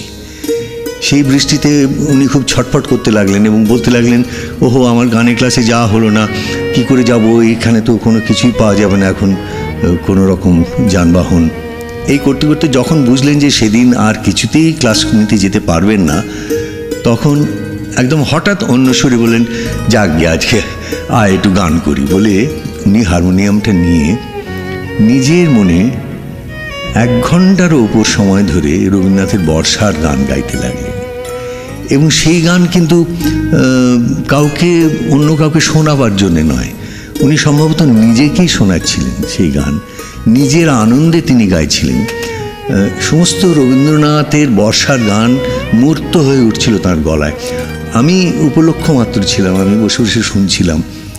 আপনারা হয়তো জিজ্ঞেস করবেন সেই গান শুনে আপনার কী হয়েছে। আমি বলতে পারি যে আমি আরেকটু ভালো করে রবীন্দ্রনাথের কাছে পৌঁছতে পেরেছি সেই গানগুলো শুনে। সেই 1 ঘন্টা সুচিত্রা মিত্র তাঁর নিজের জন্যে রবীন্দ্রনাথের গান গাইছেন, এই অভিজ্ঞতা আমাকে আরও ঐশ্বর্যবান করেছে হয়তো। সেই গানগুলোর মধ্যে আমার অনেকগুলো গান এখনও মনে পড়ছে। যেমন একটি গান ছিল, আজ বাড়ি ঝরে ঝরো ঝরো ভরা বাদুরে, একটা গান ছিল যেটা অবিস্মরণীয়, মেঘের পরে মেঘ জমেছে আঁধার করে আসে, কোথা যে উধাও হলো মন। এই সব গান 1 ঘন্টা ধরে তিনি গিয়েছিলেন। সে অভিজ্ঞতা কোনোদিন আমি ভুলব না। বর্ষার গান এবং রবীন্দ্রনাথের বর্ষার গানের কথা যখন এসেই পড়লাম, তখন সেই বিষয়ে আরও কয়েকটা কথা বলতে ইচ্ছে করছে। ঠিক যে কারণে তার গল্পে গ্রাম বাংলার ছবি আমাকে বিস্মিত করে, বিহ্বল করে। ভাবি, একটা অভিজাত নীল রক্তের পরিবারে জন্মগ্রহণ করে কি করে এমন নিবিড়ভাবে দেখলেন সাধারণ জনতার, সাধারণ মানুষের এই জীবনযাত্রা। অনেকটা সেই ধরনেরই একটা বিস্ময় তৈরি হয় তার গানের সামনে এসে দাঁড়ালে। তার গান আপনারা তো জানেন, পলকাটা হীরের মতো, বিভিন্ন কোণ থেকে তার বহুমাত্রিক বিচ্ছুরণ দেখা যায়। এখন আমি যে কথাটা বলবো সেটা তার বেশ কিছু গানের গভীরে জেগে থাকা একটা অনুভূতি, অন্যের কষ্ট, অন্যের বিপন্নতা, সাধারণ মানুষের বিপর্যয়, তাকে ভাগ করে নেওয়ার মতন তার একটা অনুভূতি ছিল। অনেক গানের কথাই মনে পড়ে। একটা বলি, আপনাদের চেনা গান, ওই বর্ষারই গান, ঝরো ঝরো বরিশে বাড়ি ধারা। এই গানের মধ্যে ধুয়োর মতো ফিরে ফিরে আসে একটি বাক্য, হায় পথবাসী, হায় গতিহীন, হায় গৃহহারা। প্রতিবার যখন গানটা শুনি তখন ওই পথবাসী এবং ওই গৃহহারা শব্দ দুটি আমাকে ভয়ঙ্কর ধাক্কা দেয়। আমি মুহ্যমান হয়ে পড়ি। সত্যি, যাদের গৃহ নেই, আশ্রয় নেই, নিরাশ্রিত, যে তার মাথার উপর কোনো নিরাপত্তার আচ্ছাদন নেই, তারা কি করে বাঁচবে এইরকম দুর্যোগে, প্রকৃতি যখন অনুকূল নয়? এইসব গানের মুখোমুখি দাঁড়িয়ে মনে হয় রবি ঠাকুরের বর্ষার গান শুধুই এসো শ্যামল সুন্দর নয়, তার মধ্যে নানা স্তরে জেগে আছে মানুষের সঙ্গে সহানুভূতির বার্তা, মানুষকে বোঝার, মানুষের দুঃখকে বোঝার এক অমোঘ প্রজ্ঞা। এসব কি আমরা খতিয়ে দেখেছি কখনো? এইরকমই আর একটা গানও এই সূত্রে মনে এলো। সেও এমনি দুর্যোগের রাতে কে যেন বাইরে দাঁড়িয়ে রয়েছে, আর ঘরের নিরাপত্তার মধ্যে প্রদীপ জ্বলছে, সেখানে জোর হাতে দাঁড়িয়ে রয়েছে সেই ভবনে প্রবেশের অধিকার চেয়ে। এর মধ্যে যে বেদনা, যে আরতি এই গানটির মধ্যে ফুটে উঠেছে। আজ নাহি নাহি নিদ্রা আঁখি পাতে। বিনিদ্র রাত এবং নিঃসঙ্গ পথিক, এই দুয়ের যোগসূত্রে মনে পড়ে যাচ্ছে গান নয়, আর একটি কবিতার কথা। কবিতাটি লেখা হয়েছিল 16 জুলাই 1940, রবীন্দ্রনাথের মৃত্যুর প্রায় 1 বছর আগে। সেই কবিতার মধ্যে আছে এমনই এক বিরহকাতর রাত্রির কাহিনী। এই কবিতাটি অনেক দিন আগে আমি একবার রেকর্ড করেছিলাম, বহু বহু বছর আগে। তারও একটুখানি আপনারা শুনবেন। কবিতার নাম অসম্ভব। পূর্ণ হয়েছে বিচ্ছেদ যবে ভাবিনু মনে, একা একা কোথা চলিতেছিলাম নিষ্কারণে। শ্রাবণের মেঘ কালো হয়ে নামে বনের শিরে, খর বিদ্যুৎ রাতের বক্ষ দিতেছে চিরে। দূর হতে শুনি বারুণী নদীর তরল রব, মন শুধু বলে অসম্ভব, এ অসম্ভব। আমার রবীন্দ্রনাথ বললে কিন্তু শুধু আমার প্রিয় রবীন্দ্রনাথের গান কি প্রিয় কবিতা এটা বোঝায় না। এটা বললে আমার সারা জীবন ধরে রবীন্দ্রনাথ যেমনভাবে আমার মধ্যে এসেছেন তার অনেক কিছুই মনে পড়ে। সেই আশা অনেক সময় মানুষ হিসেবে তিনি যেমনভাবে আমার কাছে এসেছেন, তিনি বহু সময় আমার কাছে একটা শিক্ষা, একটা জীবনকে দেখার দৃষ্টি হয়ে এসেছেন অনেকবারই। তিনি মানুষ হিসেবে যখন কবি বিষ্ণু থেকে বলেছিলেন যে প্রত্যেক কবির মধ্যে অনেক দিন ধরে সৃষ্টিশীলতা বেঁচে থাকতে হলে তার একটা কিছু অ্যাবাইডিং প্যাশন দরকার হয়। মাইন্ড ইজ নেচার, তোমার কি? তখন মনে হয় যে আমরা যেন মানুষটাকে দেখতে পাচ্ছি, যে মানুষটা কি করে অত বছর ধরে সৃষ্টিশীল থাকে তার একটা আভাস যেন এই কথার মধ্যে ফুটে ওঠে। তেমনি মানুষ হিসেবে তার পরিচয় আমি আমার যিনি গুরু শিশির কুমার ভাদুড়ী তার কাছেও তার বহু গল্প শুনেছি মানুষ হিসেবে তিনি কীরকম ছিলেন। আমার মনে আছে তখন একটা গল্প বলেছিলেন আমায়, যে সময় উনি যোগাযোগ নাটকটি মঞ্চস্থ করেছিলেন। সেই যোগাযোগ নাটকটির নাট্যরূপ কিন্তু রবীন্দ্রনাথ নিজে লিখে দিয়েছিলেন। তিনি শিশির কুমারকে অসম্ভব ভালোবাসতেন, সেই জন্যই এই দায়িত্ব স্বীকার করেছিলেন। কিন্তু সেই সময় লিখতে গিয়ে রবীন্দ্রনাথের মাঝে মাঝে সময়াভাব হচ্ছিল। তিনি তখন বিশ্বভারতীর কাজে ভীষণ ব্যস্ত এবং মাঝে মাঝে বাইরেও যেতে হচ্ছে, মাঝে মাঝে অসুস্থও হয়ে পড়ছেন।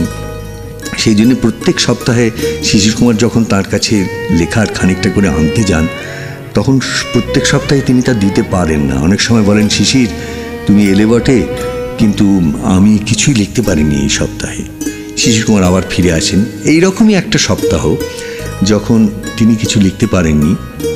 সকালবেলায় শিশির কুমার যখন তার সামনে উপস্থিত হয়েছেন তখন ওই কথাই বললেন যে আমি কিছুই লিখতে পারিনি, বড্ড ব্যস্ত ছিলাম, আর এই বিশ্বভারতীর কাজ এটাতেই আমার সমস্ত সময় চলে যাচ্ছে, এত ব্যস্ত হয়ে পড়েছি এই নিয়ে। বলতে বলতে হঠাৎ রবীন্দ্রনাথ শিশির কুমারকে বলেন যে জানো শিশির, আমি এখনও নাটক লিখে তোমাদের নাট্যশালাকে ভাসিয়ে দিতে পারি। এই কথাটাতে শিশির কুমারের মতন একজন অত্যন্ত আবেগপ্রবণ বা প্যাশনেট মানুষ তিনি সঙ্গে সঙ্গে বলে ওঠেন যে তাই দিন না, তাই করুন আপনি। তো রবীন্দ্রনাথ তাতে বলেন যে তা কি করে করব বলো, এই বিশ্বভারতী রয়েছে, বিশ্বভারতীর এত কাজ। তখন শিশিরবাবু ভীষণ ইম্পালসিভ মানুষও ছিলেন কতগুলো দিক থেকে। উনি হঠাৎই বলে ফেলেন যে এই বিশ্বভারতী আপনার কাল হলো। আমি এই সমস্ত গল্পটা শিশির কুমারের নিজের মুখেই শুনেছিলাম। তখন শিশির কুমার আমায় বললেন যে এই কথাটা আমার মুখ দিয়ে বেরিয়ে যাওয়ার পরেই আমার মনে হলো যে আমি কি করলাম। অনুশোচনায় আমার মন একদম দীর্ণ হয়ে গেল। আমি ভাবলাম যে আমি রবীন্দ্রনাথের স্নেহ থেকে বঞ্চিত হলাম। এত ভালোবাসেন আমায়, এত কাছে করে নিয়েছেন, আমি তাকে এই কথা বললাম, রবীন্দ্রনাথকে বললাম যে বিশ্বভারতী আপনার কাল হলো। এবং রবীন্দ্রনাথের মুখ একদম লাল হয়ে উঠল এবং বিচিত্র রকমের ভাব সেখানে ফুটে উঠল, ক্রোধ, বেদনা, অনেক কিছুই। কিন্তু আর একটিও কথা রবীন্দ্রনাথ বললেন না। তো শিশিরবাবু বলেছিলেন যে আমি 1 মিনিট, 2 মিনিট, 5 মিনিট বসে আছি। দেখতে দেখতে 10 মিনিট যখন হয়ে গেল রবীন্দ্রনাথ একটিও কথা বললেন না। সে তখন আমার মনের ওপর ভয়ঙ্কর চাপ। আমি শুধু বললাম যে আমি তাহলে এবার আসি। রবীন্দ্রনাথ তারও উত্তরে একটি কথাও বললেন না, শুধু ঘাড় নেড়ে সম্মতি জানালেন। তারপরে অতিথিশালায় ফিরে এসে ভীষণ মনোকষ্টে রয়েছেন শিশির কুমার এবং বারবারই খালি ওই কথা মনে হচ্ছে যে আমি কি বললাম।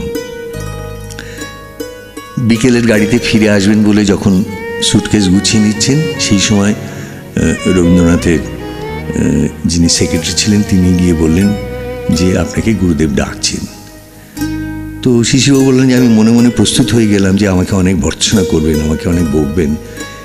কিন্তু গিয়ে বসার পরও প্রথম বেশ কয়েকটা মিনিট রবীন্দ্রনাথ একেবারেই চুপ করে রইলেন। তখন আর মুখে অন্য কোনো অভিব্যক্তি নেই, পাথরের মতন বসে আছেন।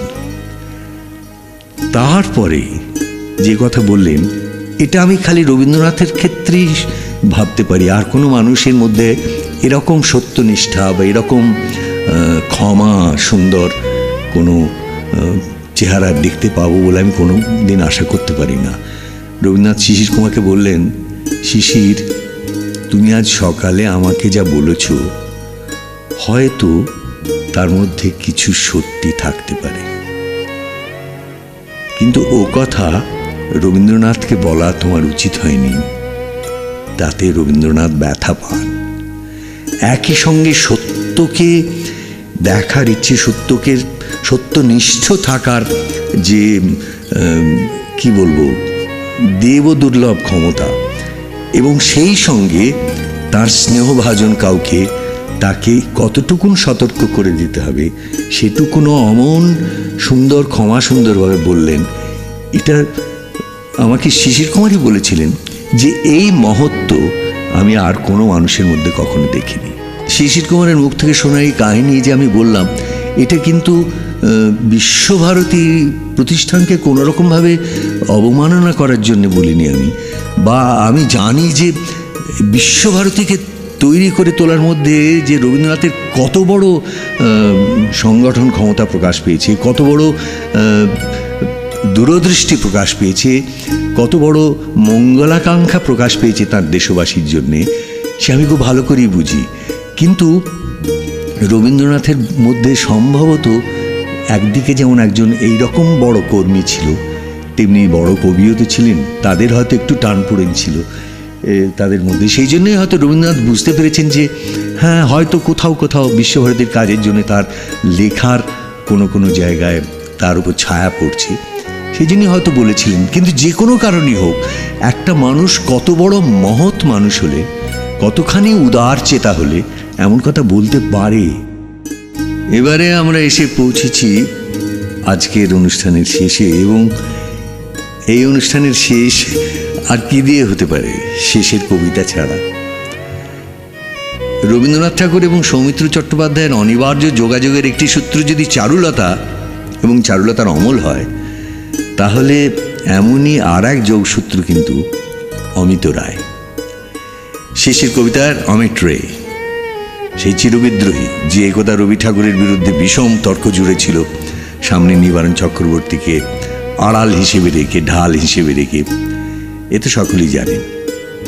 এই উপন্যাসের পাঠাভিনয়ে অমিত রায়ের চরিত্র আমি অসংখ্যবার করেছি, এবং সত্যি বলতে কি সেই উজ্জ্বল যুবার সঙ্গে খানিকটা সমার্থকই হয়ে গিয়েছিল সৌমিত্র চট্টোপাধ্যায়। একদিন ওদের বালিগঞ্জের এক সাহিত্য সভায় রবি ঠাকুরের কবিতা ছিল আলোচনার বিষয়। অমিতর জীবনে এসে প্রথম সভাপতি হতে রাজি হয়েছিল। একজন সেকেলে গোছের অতি ভালো মানুষ ছিল বক্তা। রবি ঠাকুরের কবিতা যে কবিতাই, এইটি প্রমাণ করাই তার উদ্দেশ্য। অমিত বললে, কবিমাত্রের উচিত 5 বছর মেয়াদে কবিত্ব করা, 25 থেকে 30 পর্যন্ত। রবি ঠাকুরের বিরুদ্ধে সবচেয়ে বড় নালিশ এই যে ভদ্রলোক অতি অন্যায় রকম বেঁচে আছে। ও যদি মানে মানে নিজেই সরে না পড়ে, আমাদের কর্তব্য সভা ছেড়ে উঠে আসা। আমাদের মণিভূষণ চশমার ঝলক লাগিয়ে প্রশ্ন করলে, সাহিত্য থেকে লয়্যালটি উঠিয়ে দিতে চান? একেবারেই। এখন থেকে কবি প্রেসিডেন্টের দ্রুত নিঃশেষিত যুগ। রবি ঠাকুর সম্বন্ধে আমার দ্বিতীয় বক্তব্য এই যে তাঁর রচনা রেখা তাঁরই হাতের অক্ষরের মতো, গোল বা তরঙ্গ রেখা, গোলাপ বা নারীর মুখ বা চাঁদের ধরন। নতুন প্রেসিডেন্টের কাছে চাই কড়া লাইনের, খাড়া লাইনের রচনা, তীরের মতো, বর্ষার ফলার মতো, কাঁটার মতো, ফুলের মতো নয়, বিদ্যুতের রেখার মতো, নুরালজিয়ার ব্যথার মতো, খোঁচাওয়ালা কোনওয়ালা গথিক গির্জের ছাঁদে। ভালো জিনিস যত বেশি হয় ততই ভালো। ঠিক তার উল্টো। বিধাতার রাজ্যে ভালো জিনিস অল্প হয় বলেই তা ভালো, নইলে সে নিজেরই ভিড়ের ঠেলায় হয়ে যেত মাঝারি। যেসব কবি 60-70 পর্যন্ত বাঁচতে একটুও লজ্জা করে না, তারা নিজেকে শাস্তি দেয় নিজেকে সস্তা করে দিয়ে। শেষকালটায় অনুকরণের দল চারিদিকে বুহ বেঁধে তাদেরকে মুখ ভ্যাংচাতে থাকে। তাদের লেখার চরিত্র বিগড়ে যায়, পূর্বের লেখা থেকে চুরি শুরু করে হয়ে পড়ে পূর্বের লেখা রিসিভার্স অফ স্টোলেন প্রপার্টি। জানতে পারি কি কাকে আপনি প্রেসিডেন্ট করতে চান? তার নাম করুন। নিবারণ চক্রবর্তী। নিবারণ চক্রবর্তী? সে কি? তবে শুনুন, আনিলাম অপরিচিতের নাম ধরণীতে, পরিচিত জনতার স্মরণীতে। আমি আগন্তুক, আমি জনগণেশের প্রচণ্ড কৌতুক। খোলদার, বার্তা আনিয়াছি বিধাতা। মহাকালেশ্বর পাঠাইছে দুর্লক্ষ অক্ষর। বল দুঃসাহসী কে কে মৃত্যুপণ রেখে দিবি তার দুর্হ উত্তর। রবীন্দ্রনাথ যে শুধু ছবি গানে রয়েছেন তা নয়, প্রজন্মের পর প্রজন্ম ধরে থেকে যাচ্ছেন। আমি গোড়াতেই তো বলছিলাম যে মার মুখে শিশুর কবিতা শুনতে শুনতে রবীন্দ্রনাথের সঙ্গে প্রথম যোগাযোগ হয়েছিল। অনেক অনেক বছর পরে যখন আমার ছেলে স্কুল যেতে আরম্ভ করেছে, তখন একদিন দেখি সেই শিশুর কবিতা বলছে। কিন্তু বিস্ময় এটি শেষ হয়ে যায়নি। তারও অনেক পরে আমার মেয়ের ছেলে, আমার নাতি, সেও দেখি সেই একই কবিতা তার স্কুলের অনুষ্ঠানের জন্য তৈরি করছে। সেই শিশুর নৌকা যাত্রা, মধুমাছির ওই যে নৌকাখানা বাঁধা আছে রাজগঞ্জের ঘাটে, কারো কোনো কাজে লাগছে না তো, বোঝাই করা আছে কেবল পাটে। আমায় যদি দেয় তারা নৌকাটি, আমি তবে 100টা দাঁড়াটি। পাল তুলে দিই 4টে 5টা 6টা, মিথ্যে ঘুরে বেড়াই না কো হাটে। আমি কেবল যাই একটি বার 7 সমুদ্র 13 নদীর পার। তখন তুমি কেঁদো না মা যেন, বসে বসে একলা ঘরের কোণে। আমি তোমা যাচ্ছি নেকো চলে, রামের মতো 14 বছর বনে। আমি যাব রাজপুত্র হয়ে, নৌকা ভরা সোনা মানিক বয়ে। আশুকে আর শ্যামকে নেব সাথে, আমরা শুধু যাব মা 3 জনে। আমি কেবল যাব একটি বার 7 সমুদ্র 13 নদীর পার। ভোরের বেলা দেব নৌকা ছেড়ে, দেখতে দেখতে কোথায় যাব ভেসে। দুপুরবেলা তুমি পুকুর ঘাটে, আমরা তখন নতুন রাজার দেশে। পেরিয়ে যাব তীরপূর্ণির ঘাট, পেরিয়ে যাব তেপান্তরের মাঠ। ফিরে আসতে সন্ধে হয়ে যাবে, গল্প বলবো তোমার কোলে এসে। আমি কেবল যাব একটি বার 7 সমুদ্র 13 নদীর পার। যখন শুনলাম এই কবিতা আমার ছেলে, আমার নাতি তারাও বলছে, তখন যেন আরও ভালো করে বুঝতে পারলাম রবীন্দ্রনাথ হারিয়ে যাননি, হারাতে পারেন না। রবীন্দ্রনাথের কবিতায় যে সময়ের স্রোত বয়ে প্রজন্মের পর প্রজন্ম চলে আসছে তাই নয়, রবীন্দ্রনাথকে নিয়ে তো আগেও আমরা এই অনুষ্ঠানে আলোচনা করেছি। কত কবি কত কবিতা লিখেছেন, আমিও লিখেছি বেশ কয়েকবার। তার মধ্যে একটির কথা মনে পড়ছে, 22শে শ্রাবণের সূত্রে কবির সঙ্গে আমার প্রথম সেতুবন্ধ বলি কিনা কে জানে, তাকে নিয়ে একটি কবিতা লিখেছিলাম। তার মধ্যেও এসে পড়েছে কবির শেষ জীবনের একটি দৃশ্য, এবং সেই দৃশ্যের সূত্রে হয়তো আমারও কিছু ভাবনা। কবিতার নাম রবীন্দ্রনাথ হে। 25শে বৈশাখ থেকে শুরু হলেও অনেক দূরে চলে যান রবীন্দ্রনাথ। শান্তিনিকেতন ছেড়ে শেষ দিন চলে যাওয়ার সময় তার চোখে ছিল সানগ্লাস। শ্রাবণের সেই দিনে কি এমন উজ্জ্বল প্রহার থেকে সানগ্লাসে চোখ ঢেকে চলে যাও তুমি রবীন্দ্রনাথ। বৈশাখ থেকে শুরু হলেও বহু দূরে চলে যায় বৈশাখ। সানগ্লাস নেই বলে রবীন্দ্রনাথের শহরে চোখ জলে দৃষ্টি পড়ে। রবীন্দ্রনাথ হে, একবার দেখে যেতে পারো নাকি কত দূরে চলে গেছে এই শহর, ভালোবাসা থেকে, সন্তোষ থেকে, 25শে বৈশাখের থেকে কত দূরে আজ বৈশাখ। এতে শুনলেন সেদিনের সৌমিত্রের কণ্ঠ, 40 বছরের আগে। এবারে এখনকার সৌমিত্রর গলায় শোনাচ্ছি। পূর্ণ হয়েছে বিচ্ছেদ যবে ভাবিনু মনে, একা একা কোথা চলিতেছিলাম নিষ্কারণে। শ্রাবণের মেঘ কালো হয়ে নামে বনের শিরে, খরবিদ্যুৎ রাতের বক্ষ দিতেছে চিরে। দূর হতে শুনি বারুণী নদীর তরল রব, মন শুধু বলে অসম্ভব, এ অসম্ভব। এমনই রাত্রে কতবার মোর বাহুতে মাথা, শুনেছিল সে যে কবির ছন্দে কাজরি গাথা। রিমিঝিমি ঘন বর্ষণে বন রোমাঞ্চিত, দেহে আর মনে এক হয়ে গেছে যে বাঞ্ছিত। এলো সেই রাতি বহিঃশ্রাবণের সে বৈভব, মন শুধু বলে অসম্ভব, এ অসম্ভব। দূরে চলে যায় নিবিড় রাতের অন্ধকারে, আকাশের সুর বাজিছে শিরায় বৃষ্টিধারে। যুথিবন হতে বাতাসেতে আসে সুধার স্বাদ, বেণী বাঁধনের মালায় পেতেন যে সংবাদ। এই তো জেগেছে নবমালতীর সে সৌরভ, মন শুধু বলে অসম্ভব, এ অসম্ভব।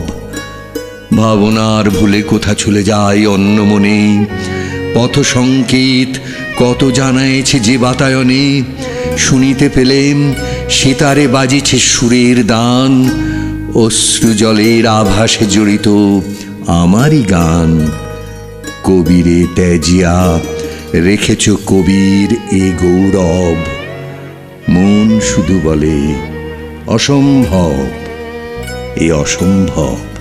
সমার্থক হয়ে গিয়েছিল বললাম বটে, কিন্তু আসলে হয়তো আজও সমার্থক হয়ে রয়েছে। কার্যত এখনও অমিত রায়ের সঙ্গে সৌমিত্র চট্টোপাধ্যায়ের নাম একাকার হয়ে থাকে। শেষের কবিতা পড়ে আমি মুগ্ধ হয়েছিলাম, এখনও হই।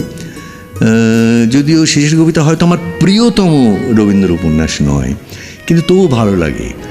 আমার সঙ্গে আপনারা শ্রোতারা যদি মনে করতে পারেন তাহলে মনে পড়বে নিশ্চয়ই যে তিলোত্তমা মজুমদারের সঙ্গে যখন এই অনুষ্ঠানে একদিন আমরা আলাপচারি হয়েছিলাম, তখন আমি বলেছিলাম এটা একটা আইডিয়ার উপন্যাস। সেই দিক থেকে এর সার্থকতা এবং এর ওয়েট, এর যে কথার যে বিচ্ছুরণ, সেটা অনন্য।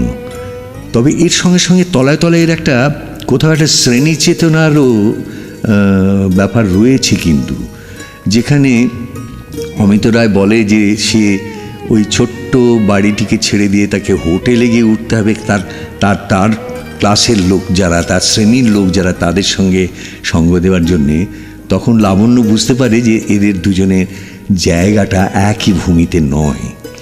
সেই দিক থেকে এটা একটা অত্যন্ত সুন্দর শ্রেণী বৈষম্যেরও দৃষ্টান্ত। যাই হোক, এই শেষের কবিতার শেষ যে কবিতাটি, সেটি কিন্তু কার শেষের কবিতা উপন্যাস ভালো লাগে, কার লাগে না, তার ভেতরে খুব বড় উপন্যাসের উপাদান আছে কি নেই, এইসব তর্ক বিতর্কের অনেক বাইরে। এই কবিতাটি প্রায় যাকে বলতে পারি বিশ্বজনীন এবং কালোত্তীর্ণ। এই কবিতা কোনো দিন পূর্ণ হয় না। এই কবিতা আপনাদের শুনিয়ে আমি অনুষ্ঠান শেষ করব। কালের যাত্রার ধ্বনি শুনিতে কি পাও, তারি রথ নিত্যই উধাও, জাগাইছে অন্তরিক্ষে হৃদয় স্পন্দন। চক্রে পিষ্ট আধারের বক্ষ ফাটা তারার ক্রন্দন। ওগো বন্ধু, সেই ধাবমান কাল জড়ায় ধরিল মোরে ফেলি তার জাল। তুলে নিল দ্রুত রথে দুঃসাহসী ভ্রমণের পথে তোমা হতে বহু দূরে। মনে হয় অজস্র মৃত্যুরে পার হয়ে আসিলাম আজি নবপ্রভাতের শিখর চূড়ায়। রথের চঞ্চল বেগ হাওয়ায় উড়ায় আমার পুরানো নাম। ফিরিবার পথ নাহি, দূর হতে যদি দেখো চাহি, পারিবে না চিনিতে আমায়। হে বন্ধু, বিদায়। কোনদিন কর্মহীন পূর্ণ অবকাশে বসন্ত বাতাসে অতীতের তীর হতে যে রাত্রে বহিবে দীর্ঘশ্বাস, ঝরা বকুলের কান্না ব্যথিবে আকাশ, সেইখানে খুঁজে দেখো কিছু মোর পিছে রহিল সে তোমার প্রাণীর প্রান্তে। বিস্মৃতি প্রদোষে হয়তো দিবে সে জ্যোতি, হয়তো ধরিবে কভু নাম হারা স্বপ্নের মূরতি। তবু সে তো স্বপ্ন নয়, সবচেয়ে সত্য মোর সেই মৃত্যুঞ্জয়। সে আমার প্রেম, তারে আমি রাখিয়া এলেম অপরিবর্তন অর্ঘ্য তোমার উদ্দেশে। পরিবর্তনের স্রোতে আমি যাই ভেসে কালের যাত্রায়। হে বন্ধু, বিদায়। তোমার হয়নি কোনো ক্ষতি, মর্তের মৃত্তিকা মোর, তাই দিয়ে অমৃত মূরতি যদি সৃষ্টি করে থাকো, তাহারই আরতি হোক তব সন্ধ্যাবেলা। পূজার সে খেলা ব্যাঘাত পাবে না মোর প্রত্যহের ম্লান স্পর্শ লেগে। তৃষার্ত আবেগ বেগে ভ্রষ্ট নাহি হবে তার কোনো ফুল নৈবেদ্যের থালে।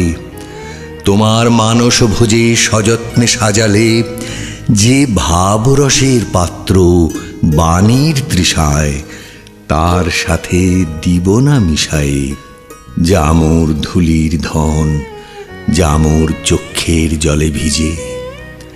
আজও তুমি নিজে হয়তোবা করিবে রচন মোর স্মৃতিটুকু দিয়ে স্বপ্নাবিষ্ট তোমার বচন। ভার তার না রহিবে, না রহিবে দায়। হে বন্ধু, বিদায়। মোর লাগি করিও না শোক, আমার রয়েছে কর্ম, আমার রয়েছে বিশ্বলোক। মোর পাত্র রিক্ত হয় নাই, শূন্যেরে করিব পূর্ণ, এই ব্রত বহিব সদায়। উৎকণ্ঠ আমার লাগি কেহ যদি প্রতীক্ষা থাকে, সেই ধন্য করিবে আমাকে। শুক্লপক্ষ হতে আনি রজনীগন্ধার বৃন্তখানি, যে পারে সাজাতে অর্ঘ্যথালা কৃষ্ণপক্ষ রাতে। যে আমারে দেখিবারে পায় অসীম ক্ষমায়, ভালো মন্দ মিলায় সকলি। এবার পূজায় তারই আপনারে দিতে চাই বলি। তোমারে যা দিয়েছিনু তার পেয়েছ নিঃশেষ অধিকার। হেথা মোর তিলে তিলে দান, করুণ মুহূর্তগুলি গণ্ডূষ ভরিয়া করে পান। হৃদয় অঞ্জলি হতে মম, ওগো তুমি নিরুপম। হে ঐশ্বর্যবান, তোমারে যা দিয়েছিনু সে তোমারই দান। গ্রহণ করেছ যত, ঋণী তত করেছ আমায়। হে বন্ধু, বিদায়।